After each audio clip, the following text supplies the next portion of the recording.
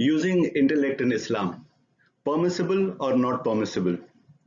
Muslims are made to believe that in the matters of Islam, intellect or reasoning must not be used. In Urdu, they say, Deen mein akal ka dakhal nahi.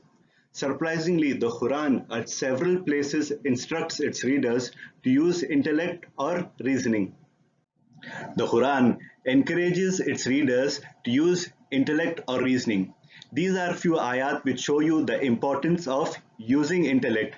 The human brain not only has instincts and emotions, but also is advanced to think, ponder, and analyze. Look at these ayat. That you may use your intellect. There are signs for people who use their reason. There are indeed signs for people who use their intellect so that you may reflect, so that you may use your intellect. Do you not use your intellect? Because humans use their intellect, they have kept advancing by making machines, etc. However, the animals are in the same conditions as they were thousands of years ago. You know what happens when you stop people from using intellect in the matters of faith, then anybody can misguide them in the name of religion. The list of ayat which speak about using intellect and reasoning goes on. You may find more ayat if you read the Quran by yourself. The Quran speaks about belief in the unseen. It does not mean belief without understanding. The Quran says, who believe in the unseen and are steadfast in prayer and spend of what we have provided them with. There are many things which are beyond the range of our sight and hearing, but such sounds and things can be detected by other beings or with the help of gadgets. For example, microorganisms and distant planets, etc.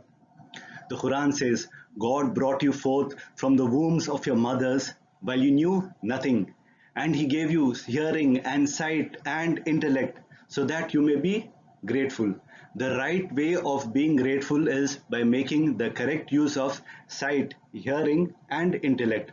Further, the Quran says, they have hearts with which they do not ponder, they have eyes with which they do not see, they have ears with which they do not hear. Such people are like cattle. No, they are even more misguided. Such are the heedless. That means the people who do not use their intellect or who do not ponder are more astray than cattle. Here the Quran says they have hearts with which they do not ponder. Generally, it was understood that it was brain that does the thinking. Our brain is made up of neurons, which has instincts, feelings, and does analysis. The latest study shows that our heart also has 40,000 neurons or its own brain. The heart and the brain continuously share critical information. Now let's see who are the worst creatures in the sight of God Almighty. The worst creatures in the sight of God are those who are deaf and dumb and who do not use their intellect. That means if I do not use my intellect, I become the worst creature in the sight of God Almighty. Now let's see who are the true servants of God Almighty. And those, when reminded of the verses of their Lord, do not fall upon them deaf and blind, but believe in them with understanding.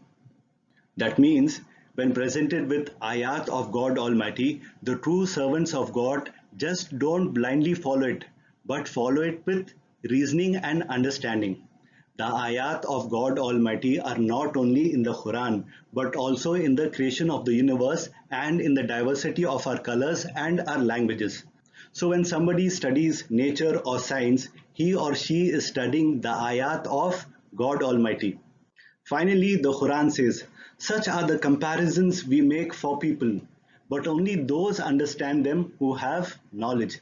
That means only when you acquire knowledge, you will be able to understand or use your intellect. So this is the importance of acquiring knowledge in Islam and using your intellect. Thank you.